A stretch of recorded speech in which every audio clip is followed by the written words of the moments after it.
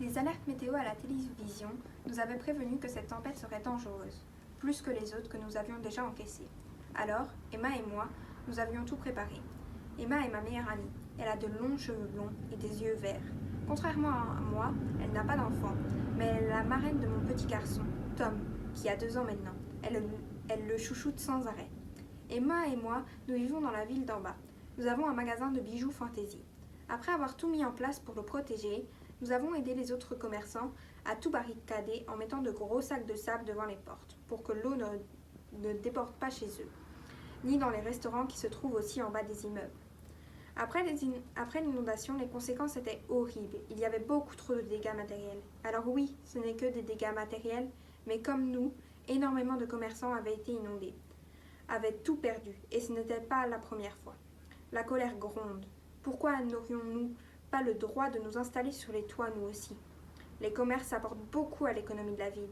Chez nous, les gens se distraient, achètent ce dont ils ont besoin ou ce qui leur fait plaisir. Emma et moi, nous ne serons pas remboursés de toutes nos pertes par l'assurance. En plus, elle mettra des mois à nous payer. Alors oui, nous sommes en vie, mais face aux dégâts, nous avons un moment de découragement. Nous trouvons pourtant le courage d'aider les propriétaires de la supérette à sauver ce qu'ils pouvaient l'être pour que tout le monde puisse faire ses courses.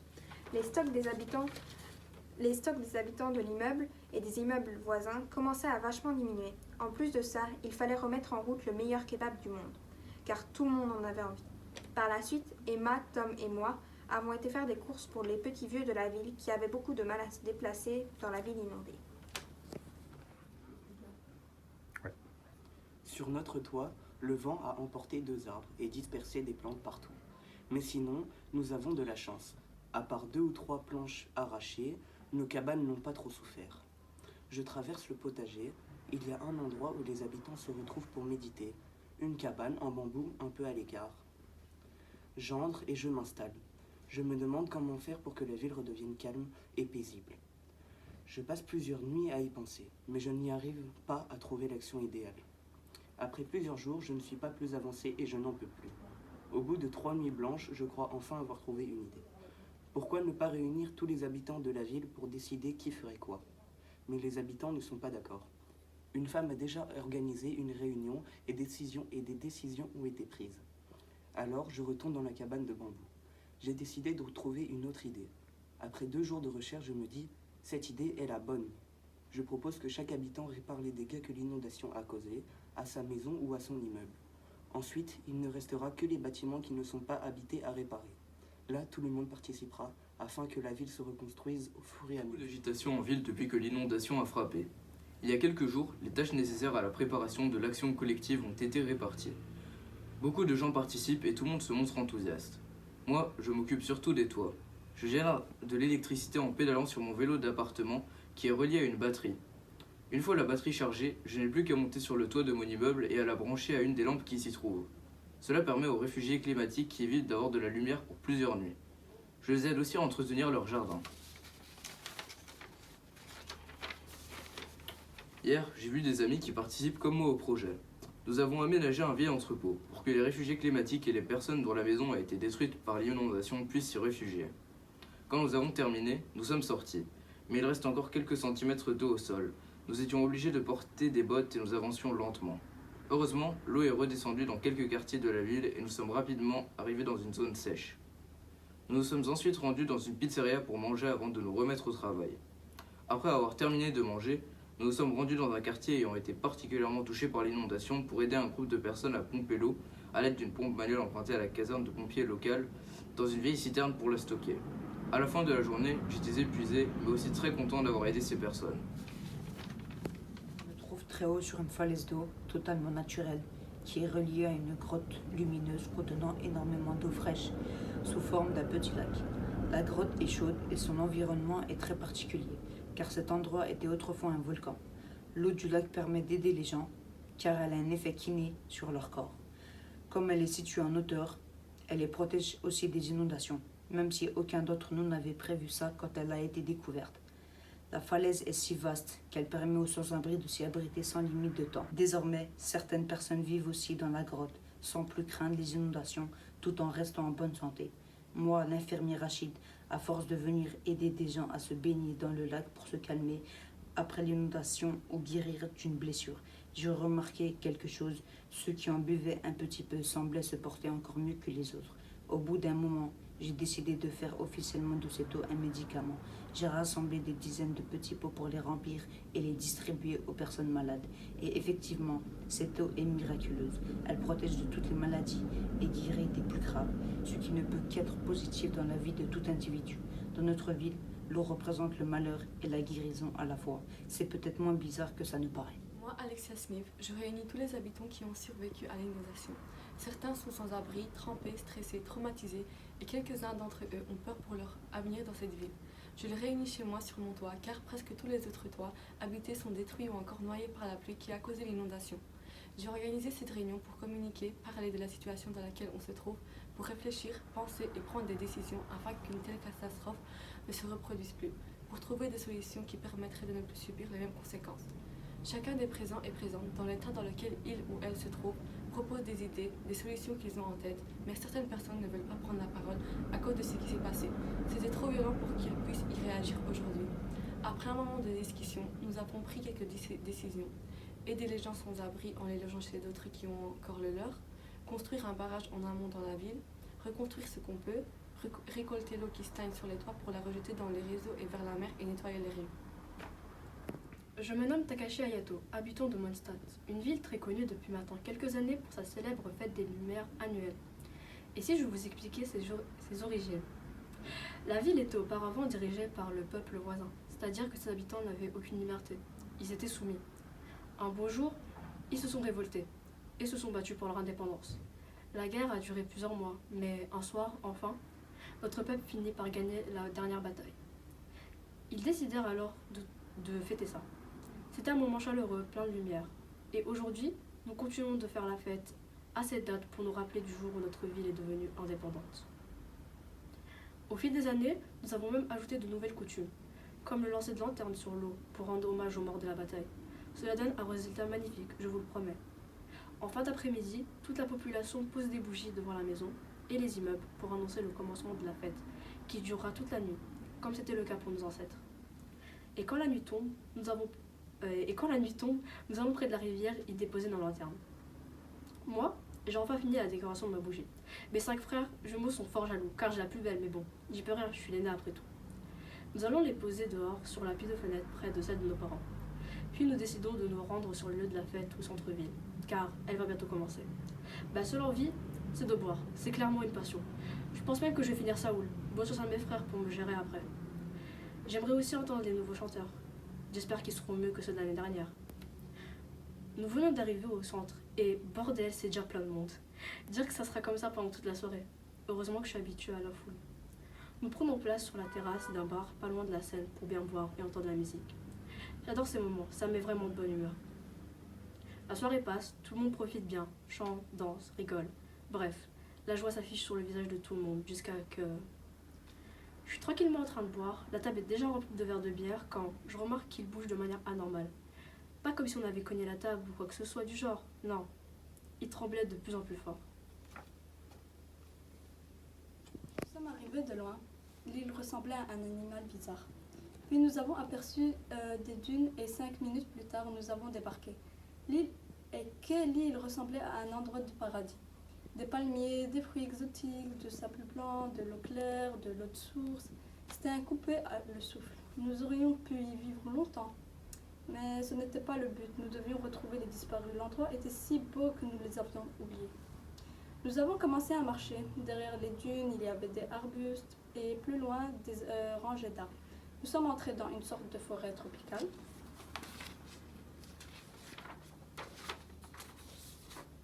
La nuit était sombre. Nous étions assez découragés jusqu'à ce que l'un de nous voie les traces de feu de camp et que nous sentions une odeur de poisson grillé. Il y avait quelqu'un sur l'île. C'était eux, où est-il? Nous avons continué à marcher dans le noir, tellement nous avions hâte de savoir qui se cachait là. Mais nous n'avons vu personne. Quelque part, on s'en fichait, car on avait découvert l'île. Jenny a repéré une plante médicinale et préparé une tisane pour les malades. Grâce à elle, ils se sont sentis beaucoup mieux. Je me lève et comme tous les matins, la première chose que je fais, c'est consulter mon téléphone. Je remarque que j'ai reçu un message de météo alerte. Bonjour, nous avons envoyé ce message à tous les habitants de la ville pour vous prévenir que dans les jours à venir, il y a un risque d'inondation. Nous vous prions donc de faire ce qu'il faut pour limiter les dégâts. Merci d'avance. Immédiatement après avoir lu le message, je décide d'appeler mon amie Mia. Allô? Salut Mia, ça va? Oh, salut Emma. Moi, ça va et toi? Super, comme toujours. Tu as vu le message de Météo Alerte? Oui, je viens de le voir à la télé. Je m'en doutais un peu. Quand tu regardes le ciel, ça se voit qu'il va avoir un orage ou une tempête. Oui, moi aussi, je m'en doutais. Toi, tu vas faire quoi pour limiter les dégâts? Comme d'habitude, je vais mettre tout le plus haut possible. J'enfilerai un gilet de sauvetage au cas où. Je vais clouer des planches en bois aux fenêtres et aux portes. Et bien évidemment, couper l'électricité. Et toi, tu vas faire quoi? Comme toi, je vais mettre des planches aux fenêtres et aux portes, couper l'électricité et je vais continuer à écouter les infos. On ne sait jamais qu'on nous évacue. Je vais aussi préparer une trousse de secours. Et ton père, il est toujours dans une association pour aider les habitants de la ville à se préparer? Oui, d'ailleurs, il va probablement distribuer des gilets de sauvetage aux habitants. J'espère que la brochure qu'il avait publiée aux précédentes inondations permettra à la population de réagir comme il faut, de savoir quoi faire, de se mettre en sécurité et si jamais par malheur ils sont coincés ou un problème, qu'ils connaissent les premiers gestes de survie ou qu'ils sachent appeler les secours grâce au numéro qui se trouve sur la couverture. Bon, je dois te laisser, Emma. Je vais déjà commencer à me préparer pour ce qui nous attend. Au revoir. Au revoir Mia. Une fois qu'on a raccroché, je décide de faire comme Mia et de me préparer à l'inondation. Je revérifie que dans ma trousse de secours, il y a bien tout ce qu'il faut. Je pose des planches au bois aux fenêtres et aux portes. Une fois tout cela terminé, je décide d'aller acheter des provisions au cas où je devais rester plusieurs jours chez moi. En rentrant, il fait presque déjà nuit. Je décide de manger et d'aller dormir pour être bien reposée le lendemain. Le rapport a donné un rendez-vous à toutes les personnes qui ont vu l'oiseau passer. Enfin, c'est ce que j'ai cru comprendre. Nous nous sommes tous réunis sur une petite colline pleine de végétation, face à la mer avec plusieurs bancs pour nous asseoir. Nous, le groupe de jeunes, on a commencé à parler de ce qui s'est passé. Il y en avait qui n'arrivaient pas à y croire ce que l'oiseau disait. Enfin, s'il parlait, ce qui n'était pas clair. Quelqu'un connaissait le rappeur, mais la majorité non. Ils ont repensé au message de l'oiseau. Suivez-moi. À ce stade, le rapport et les autres étaient partis à la recherche. Ça commence à suivre un oiseau qui a disparu. Quand ils sont revenus, l'oiseau volait devant eux, puis au-dessus de la mer. Les personnes présentes ont pensé que leur proche disparu était peut-être sur une île. La seule manière de suivre l'oiseau était de prendre un bateau. L'un des jeunes a eu l'idée d'en louer un. La bande est allée voir plusieurs loueurs sur la côte proche de la ville, mais leur prix était très élevé. Ils demandaient entre 1300 et 1500 euros. Les jeunes savaient que ce serait cher parce qu'ils voulaient un grand bateau pour que tout le monde soit à l'aise, mais ils n'avaient pas prévenu que ça allait être autant. Le rappeur alors a eu l'idée de voler un bateau. Il en commençait un, il n'était pas neuf. Mais c'est un bateau de pêche, assez grand pour eux tous. Bien sûr, il le ramenait dès qu'il n'en aurait plus besoin. Les filles n'étaient pas d'accord, mais quand ils ont constaté qu'il n'y avait pas d'autre possibilité, ils ont accepté. Ils ne demandaient plus qu'un capitaine. Les jeunes en ont trouvé un qui pouvait leur conduire où ils voulaient pour 200 euros. Il faudra simplement appeler commandant un chef Simon Berreroui. La nuit tombait, le groupe et le capitaine sont montés au bord. Une fois sur le bateau, c'était une autre aventure qui commençait. Voilà. Les disparus rentrent dans la ville, les familles se retrouvent. Mon père et moi, nous ne sommes plus vus depuis des années. Il n'a pas revu la maison non plus, la ville, les gens. Bref, il a redécouvert tout en même temps. C'était très émouvant comme moment pour moi et pour tous les habitants, qu'ils aient des proches disparus ou pas. Mon père se retrouve face à de nombreux journalistes qui n'étaient pas très agréables. Il frappe à la porte en pleine nuit, le matin à 6 heures. La première semaine, c'était horrible. La nouvelle s'est répandue très vite dans toute la ville.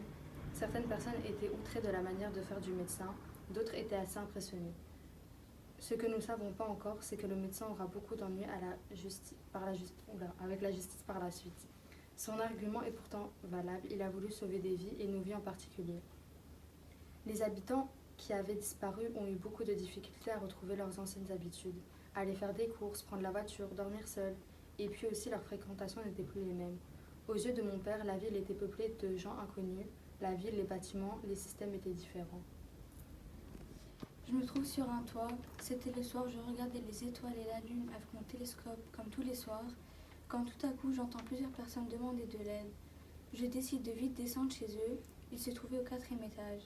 Une fois arrivée, je vois une famille. Il y a une mère, un père et 4 enfants, dont 2 filles et 2 garçons. Tout le monde était effrayé et ne savait plus quoi faire. J'essaie de les calmer. Je décide donc de les ramener sur le toit là où je vis pour être plus en sécurité. Je me présente, je suis Scarlett, une psychopathe. Jusqu'à présent, personne ne le sait.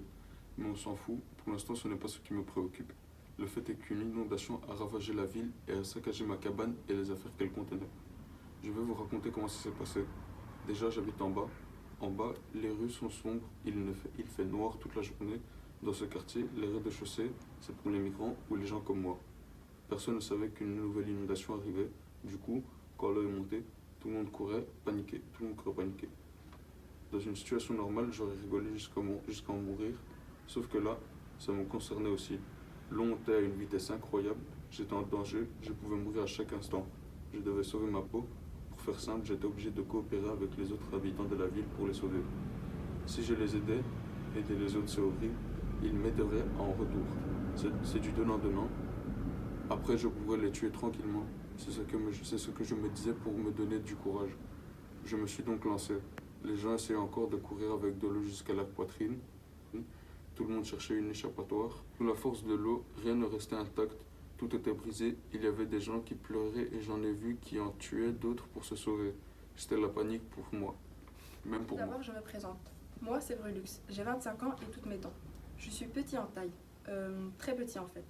Je mesure 1m40, mais j'en ai dans le cerveau. Et avec moi, il y a toujours mon meilleur ami, mon écureuil. En ce moment, il y a une maladie bizarre qui circule entre nous en ville. Elle a déjà tué pas mal de monde. Bref, j'étais tranquillement en train de faire mes courses avec mon écureuil dans le magasin bio près de chez moi, quand soudain, un type a écrasé sa queue. Et là, tout est parti en vrille. On s'est tous fait embarquer par la police pour je ne sais quelle raison. Mon écureuil compris. On est arrivé au comico où je suis restée avec les autres, affamée dans une cellule, prisonnier avec mon pauvre écureuil. On s'est fait juger speedy et là, ça a été le choc. On avait été arrêté pour la seule et unique raison qu'il avait eu tapage dans le magasin. Dans notre groupe, il y a Samy, la pseudo-star égocentrique, Isaiah, le fameux propriétaire du magasin bio, un peu trop sûr de lui à mon goût, Sophia qui ne sert absolument à rien, vu que je ne l'ai jamais entendu parler, Jeanne qui fait le pitre, et pour finir en beauté, il y a moi, bien sûr, le beau gosse du groupe, accompagné par son écureuil. Bon, revenons à nos moutons. Deuxième choc, le jugement. Nous devons planter des arbres dans la ville. Et le pire, c'est qu'on va devoir dormir sur place, c'est-à-dire dans un campement qu'ils viennent de terminer ou qu'ils sont encore en train de construire. Je n'ai pas les mots, je ne sais pas comment je vais m'en sortir. Quelques jours après l'attaque, on se retrouvait entre blessés, certains à la main, d'autres aux jambes, parfois même des yeux au beurre noir, voire des problèmes respiratoires. Le campement ne proposait pas énormément de soins. À ce stade, les gardes étaient revenus. Nous étions obligés de travailler, quoi qu'il arrive. Réponse à ces questions, en définitive, peloter la terre nous changeait les idées. Alors que nous creusions pour planter de la végétation, Sophia a trouvé dans sa caisse une plante spéciale qu'elle n'avait jamais vue. Elle l'a goûtée. Le soir même, ses problèmes respiratoires avaient diminué. Cette plante m'intriguait, et si nous l'avions trouvé quelque chose? J'ai décidé d'en savoir plus. Je me suis souvenu qu'il y avait un bureau abandonné, pas loin de la zone où nous travaillions. J'y suis allé, mais le bureau était protégé par un garde. Je me suis approché de lui. « Je peux entrer ?»« Non. Pourquoi faire? Tu devrais être au travail. »« Qu'est-ce qu'il y a dans ce sac ?» m'a-t-il encore demandé. J'avais apporté des plantes, de fraises, au cas où, mais j'ai vite compris que ça ne l'intéressait pas. Je lui ai menti. « Je dois aller aux toilettes. » Il m'a regardé d'un air très soucieux. Je ne suis pas allé aux toilettes. Le bureau abritait un ordinateur relié à Internet. À la suite de mes recherches, j'ai appris que le nom de la plante découverte par Sophia est Bicanta et qu'elle est bénéfique pour le corps humain. Entre autres, elle soulage et guérit les troubles respiratoires. Après avoir fait cette découverte, j'ai rapidement rejoint les autres. Nous avons décidé de donner cette plante et ces informations au chef du camp, qui a des contacts avec le président. Arriver jusqu'à lui nous permettrait de faire connaître et de partager notre découverte. Nous pensions que tout allait s'arranger, mais rien ne s'est passé comme prévu.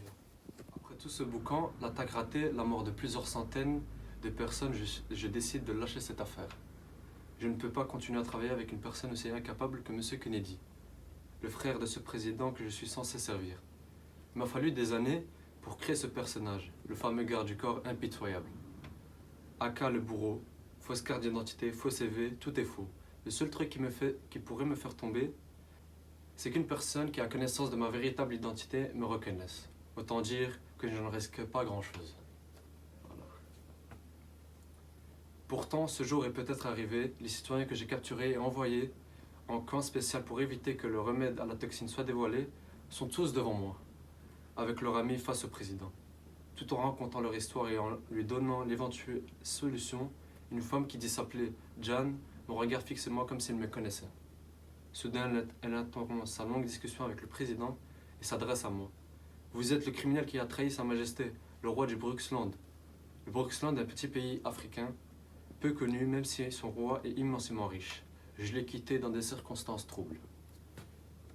Que dites-vous, madame? Je pense que le manque de sommeil vous joue un tour, ai-je répondu. Non, je ne suis pas folle, il doit bien y avoir une trace. Citoyennes, chers concitoyens, c'est votre président qui vous parle. Mon garde du corps est venu avant-hier dans ce bureau pour m'informer que mon neveu est gravement malade. Il est aujourd'hui entre la vie et la mort. Du coup, j'ai décidé de l'hospitaliser dans une chambre du palais présidentiel tout près de moi. Vous n'êtes pas les seuls à subir les conséquences de ce qui nous arrive. Les médecins m'ont adressé des conseils à propos de cette maladie qui envahit notre pays, le cancer rouge. Ils m'ont dit que c'est l'une des maladies les plus mortelles au monde. À cause de la pollution de l'air, l'oxygène est devenu un poison. Quand une personne respire, une toxine pénètre dans son sang, puis attaque son cœur et ses poumons.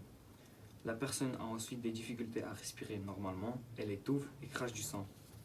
En ce qui concerne les personnes les plus âgées, la toxine attaque directement le cerveau, elle meurt après quelques heures. Pour les moins vulnérables d'entre nous, la toxine attaque la peau, l'organisme tente de rejeter cette intruse, des brûlures chargées de sang apparaissent sur la peau, puis crèvent. Le sang coule sans arrêt. Actuellement, le pays compte plus de 200 morts par jour et environ 300 nouveaux hospitalisés. Je vous demande donc d'être très prudents. Aujourd'hui, nous vivons dans l'une des villes les plus polluées du monde et en plus, une toxine mortelle se propage dans la population. J'étais directeur d'une compagnie pétrolière. Malheureusement, tout a basculé quand mon frère, tout fraîchement nommé président, a fait fermer mon entreprise, car nous exploitions trop les énergies fossiles. Le pire, c'est que je n'ai pas été la seule victime de cette dictature fraîchement née. En même pas un mois, il a mis des milliers et des milliers de personnes au chômage et des centaines dans la rue. J'ai essayé d'aider le mieux que je pouvais mes anciens employés en leur versant des primes pour qu'ils évitent de se retrouver sans abri. J'ai perdu quasiment tout mon argent. Pendant un moment, j'étais en grande difficulté financière.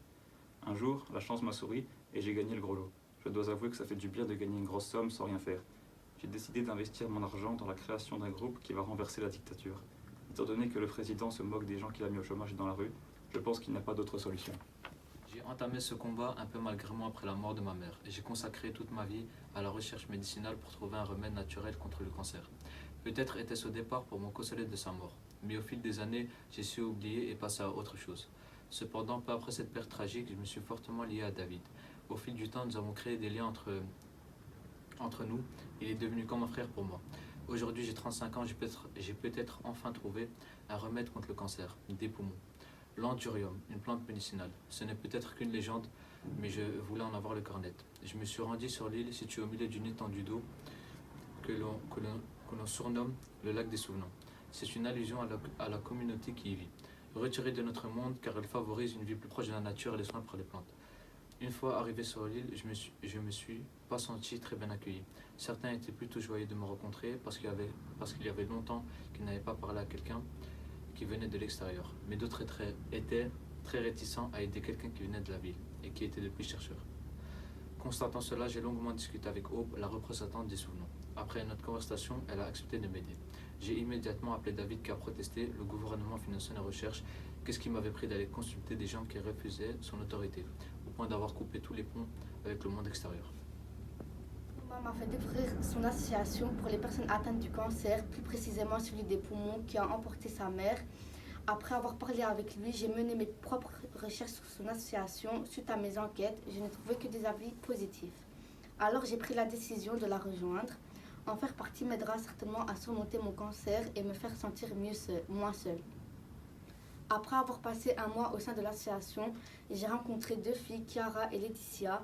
Nous avons la même maladie, ce qui nous permet de nous soutenir dans ce combat difficile. L'association nous a également sensibilisés au sujet du traitement par les plantes médicinales. J'ai découvert que se soigner par ce moyen était complémentaire à nos soins et nous permettait parfois de mieux nous sentir après avoir pris des médicaments traditionnels. Le vendredi 17 juillet 2020, en matinée, David m'a appelé à mon domicile pour me prévenir d'éventuelles représailles de la part du gouvernement. Nous avions accepté de livrer l'un de nos secrets à un chercheur. Nous allions payer pour ça.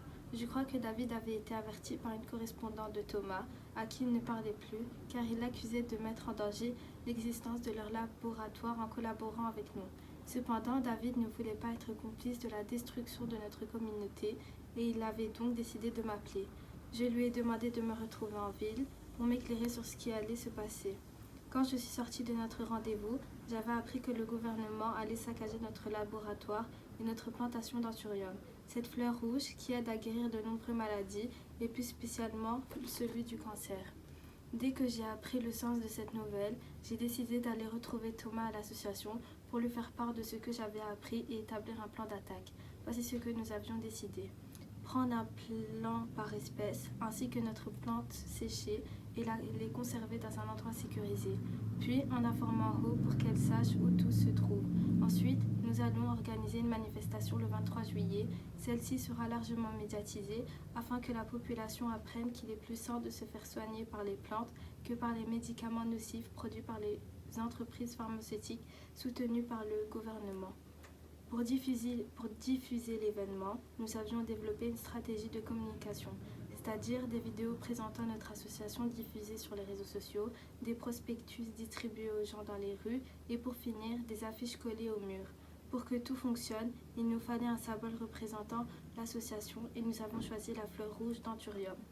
Arrivé au jour J, nous avions hâte de faire part du résultat des recherches à Thomas, qui sont en bonne voie. De même, nous serons très heureux le jour où tout cela changera, où la médecine pourra évoluer et où nous aurons montré à la population la face cachée du gouvernement. Quelques minutes avant le départ de la manifestation, nous avions vérifié que tout soit prêt pour les journalistes. Nous nous étions assurés qu'une scène soit installée pour que Thomas et les membres de l'association puissent s'exprimer au plus près de la foule. Un peu après 14 heures, la foule commençait à s'agiter de plus en plus et Thomas a décidé qu'il était temps d'y aller. Dès qu'il a fait son entrée sur scène, la foule s'est tue. Le visage de Thomas exprimait un mélange de peur et d'enthousiasme. Il a pris son courage à deux mains et commencé son discours. Puis il parlait, plus un sentiment d'assurance le gagnait, tant la foule était intéressée par ce qu'il disait. Le discours de Thomas touchait à sa fin. Il a rejoint la foule qui l'acclamait. Un sentiment d'excitation gagnait les manifestants. Alors qu'il était acclamé par ses admirateurs, un homme a brandi un couteau et lui a planté avec violence dans l'abdomen. Au premier abord, Thomas a simplement été choqué, stupéfait. Il a regardé son agresseur s'échapper en courant. Ensuite, Thomas s'est effondré. Cela fait maintenant 5 ans environ que je collabore avec le gouvernement en tant que scientifique, mais je ne suis pas d'accord avec tout ce qu'ils font car pour eux les médicaments allopathiques représentent le meilleur traitement possible des maladies et je n'en suis pas certaine. Il y a 3 mois, mon oncle a souffert d'une maladie rare, peu connue des médecins, et ce sont les plantes qui l'ont sauvé. Plus précisément la fleur rouge ramenée par Thomas Wingenberg de chez les Souvenants, dont il essayait d'extraire les principes actifs et non les plantes en général. Mon oncle a servi de cobaye et il en est peu fier. Aussi, ce matin j'ai donné rendez-vous à Thomas et je l'ai mis en garde. Le gouvernement nous avait prévenu qu'un remède naturel circulait, que nous devions en aucun cas l'étudier, l'analyser ou même en discuter. Nous avions appris que dans peu de temps, l'armée partirait combattre les Souvenants, les disperser et détruire leur laboratoire. Je me suis rangée du côté de Thomas car je trouve qu'il défend la bonne cause. Le sang jaillit de toutes parts. Levi et Derek tuent tous les ennemis, entriques à qui qu'ils croisent, sans aucune pitié. Mais ce sont des professionnels et certains arrivent à se frayer un chemin vers la cave où les civils se cachent. Kiroy en repousse quelques-uns. Cependant, face à une bonne trentaine d'ennemis, il perd le combat. Sous ses yeux, un groupe de civils est enlevé. Il reconnaît un type qu'il a déjà vu à la télé et le petit gars toujours accompagné de son écureuil. Puis sa vue se brouille et plus rien. Kiroy est KO. Levi et Derek ont tué tous les ennemis qu'ils croisaient. Ils se rendent dans la cave pour voir si tout va bien. En voyant que tout va mal, ils réaniment Kiroy. Ensemble, ils se lancent à la recherche du groupe de civils enlevés. Derrière le camp, ils repèrent un camion qui n'était pas là avant l'attaque et qui s'apprête à partir. Ils décident de le suivre. Devant eux, une rangée de vélos électriques qui rechargent. Ils en enfourchent 3 et se lancent à la poursuite du convoi. Kiroy grimace. Il est blessé à la tête et du sang lui dégouline dans les yeux. Hier, mon oncle m'a appelé pour me parler de la plante, la Picenta, que des citoyens ont trouvée après une tentative d'attaque sur mon crapaud. Il m'a dit qu'il en a parlé avec des scientifiques du laboratoire de la ville. Ils sont en train de tout mettre en place pour synthétiser un remède le plus vite possible. Il sera administré sous forme de piqûre et servira aussi de vaccin pour les gens qui ne sont pas tombés malades. J'espère qu'ils vont faire vite car je ne sais pas combien de temps je vais encore tenir dans cet état. Je deviens chaque jour de plus en plus faible et les hôpitaux n'ont plus assez de place ni assez de personnel pour les nouveaux contaminés. Dans le plan, chacun avait son rôle. Moi et Samy étions chargés d'observer les miliciens pour connaître leurs habitudes quotidiennes et trouver le moment parfait pour notre évasion. Nous devions faire part à Kiroa de l'heure exacte à laquelle Levi devait nous attendre dehors avec un camion. Relux et Jeanne étaient chargés de voler la clé de la pièce dans laquelle nous étions enfermés un milicien lorsqu'on nous apportait à manger. Ils ont échoué 2 fois avant de réussir. La première fois, Prelux n'avait pas réussi à distraire le milicien et la seconde fois, Jeanne s'était fait prendre à cause du bruit de la clé, qui lui avait échappé. Mais la troisième fois, Prelux a réussi à distraire l'homme le temps que Jeanne lui dérobe la clé et la dissimule. Isaiah, quant à lui, était chargé de l'organisation générale et en cas d'imprévu, c'était lui qui était chargé de prendre les décisions qui s'imposaient. 2 jours avant la date prévue pour l'évasion, nous avons communiqué à Kiroa que Levi devait nous attendre à 18h pile devant l'entrée du camp. C'était l'heure où les miliciens circulaient le moins dans les couloirs parce que c'était le moment de leur pause. Mon père a toujours eu des idées extravagantes, bien que dans sa tête elles semblaient innovatrices. J'ai réussi à me convaincre qu'il essayait d'aider les gens pendant la plus grande partie de mon enfance, mais aujourd'hui je ne suis plus une enfant et je vois la vérité à travers ses inventions révolutionnaires. Il n'aide pas les gens, il les tue. Ces médicaments causent des réactions désastreuses chez trop de malades pour être classés comme accidents ou encore réactions allergiques. Et je ne mentionne même pas le nombre de gens qu'il a payés pour leur silence. Tout ça pour dire que mon père n'est pas le sauveur dépeint dans les médias et les journaux. Mais nous ne choisissons pas notre famille, n'est-ce pas? C'est ce que je n'arrêtais pas de me dire, comme si cela justifiait ses actions. À quoi bon savoir tout cela si je n'ai ni le pouvoir ni le courage de le dénoncer? Hope était plus ou moins au courant de la situation en ville. J'avais tenté de lui expliquer ce que le gouvernement faisait vivre aux habitants malades, la médicamentation forcée. Mais je n'étais pas rentrée dans les détails parce qu'à la moindre mention du gouvernement ou de la ville, Hope se braquait et ne voulait plus rien entendre. C'est le chaos. Le gouvernement est composé de meurtriers. Qu'y a-t-il d'étonnant à ça? Dit-elle énervée. Et puis que veux-tu que j'y fasse? Pourquoi venir jusqu'ici pour me parler de choses qui ne nous concernent pas, ni moi ni ma tribu? Cela a à voir avec toi parce qu'il y a d'autres souvenants en ville qui sont constamment pourchassés par le gouvernement, je réponds. Vraiment? Il y en a déjà en ville? Demanda Thomas surpris. J'hoche de la tête. Ma mère en était une. C'était sa mère qui lui avait transmis la connaissance et sa mère la tenait de sa grand-mère et tu peux remonter très loin. Elle m'a très peu transmis parce qu'elle ne voulait pas me mettre en danger. Si ma mère était là, elle saurait convaincre Hope de venir en ville et d'agir, ai-je ajouté. Thomas a les larmes aux yeux. Hope, j'ai moi aussi perdu ma mère à cause du gouvernement. Ils l'ont tuée sans aucune hésitation en lui faisant ingérer des médicaments censés prolonger sa vie, mais qui lui faisaient plus de mal que de bien. Je la pleure encore. Je t'en supplie, aide-nous à renverser le gouvernement pour permettre aux habitants de cette ville de retrouver des soins qui ne les causent pas du tort en même temps qu'ils s'attaquent à leur maladie.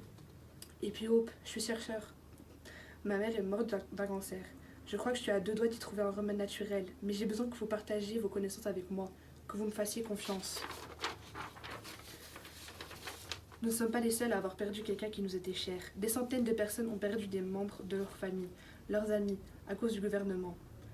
Hope pose violemment ses mains sur son bureau et se lève de sa chaise. Nous sursentons, Thomas et moi. D'accord, faisons tomber ce gouvernement une bonne fois pour toutes. Vengeons-nous de ces foutus criminels. Hope nous offre un sourire déjà vainqueur. Je viens avec vous en ville, finit-elle par dire. Il était 9h au camp. Tout le monde était éveillé et se préparait à l'attaque. À 10h, tous les villageois se regroupèrent près du lac comme ils l'avaient espéré. Ils se mirent en route tous ensemble derrière le drapeau qu'avait confectionné Cara la veille. Arrivé à la porte de la Maison Noire, la demeure du gouverneur, tout le monde s'était mis à crier. Le peuple voulait la liberté. Il voulait en terminer. Plusieurs ont défoncé la porte et sont entrés à la recherche du père d'Alana. En vain. Ils s'étaient déjà enfuis. Ils trouvèrent Hope dans le jardin attachée à une chaise qui portait un message, la fille contre la vie. Ils avaient laissé Hope derrière eux car ils savaient qu'ils n'avaient plus aucune chance. David prit le drapeau et monta en haut de la tour qui dominait la maison pour remplacer celui qui y flottait.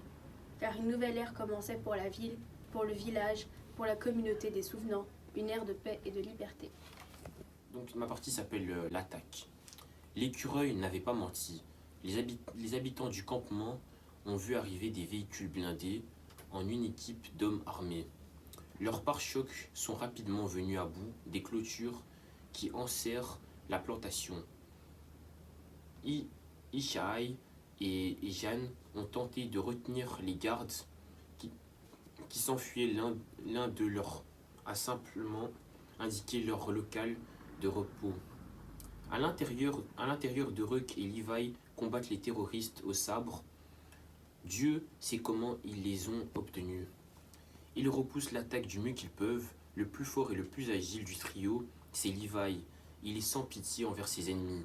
Au cours du combat, Kiroa décide d'aller mettre les civils à l'abri dans les caves où sont stockés les outils. Pendant ce temps, Levi et Deruk continuent à se battre. Ils ont déjà massacré un bon nombre d'ennemis. Un homme du nom de Deruk qui travaille sur le campement principal a planté des arbres, puis de l'eau dans un puits à l'extérieur des clôtures quand il aperçoit un écureuil qui tient un morceau de papier dans sa gueule. Il attrape l'animal, prend délicatement le morceau de papier et le lit ce qui est écrit.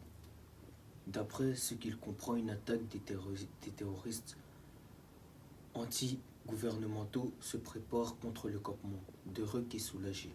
Grâce à l'animal, les civils qui s'y trouvent peuvent s'organiser pour s'échapper avant leur indiquer sur le message. Deruk relâche l'animal sans se poser plus de questions. Il remarque pas la puce que l'écureuil porte sous son cou et qui permet de localiser le campement. L'animal est en fait un piège tendu par les terroristes aux citoyens qui s'y trouvent dans le campement. En leur annonçant l'attaque, en leur suggérant de s'échapper, ils espèrent provoquer une réaction violente de la part des soldats qui écartent peut-être certains civils seront abattus lors de cette tentative d'évasion, ce qui donnerait une très mauvaise image du président et de ses mesures. Finalement, le campement comprend que quelque chose ne va pas. Le groupe arrête pour troubler l'ordre public. Sami, Isaiah, Sophia, Jeanne et Brulux en viennent à soupçonner une ruse. Après tout, cette plantation est stratégique pour le pouvoir.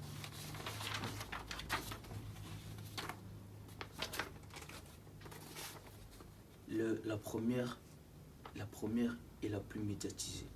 Ils sont attaqués, ce n'est peut-être pas que par des ennemis du président. Par conséquent, se rebeller et s'enfuir ne les aidera pas à quitter cet endroit. Ensemble, ils décident de rester et de se battre. Deruk présente Kiroa et Levi de maître de katana.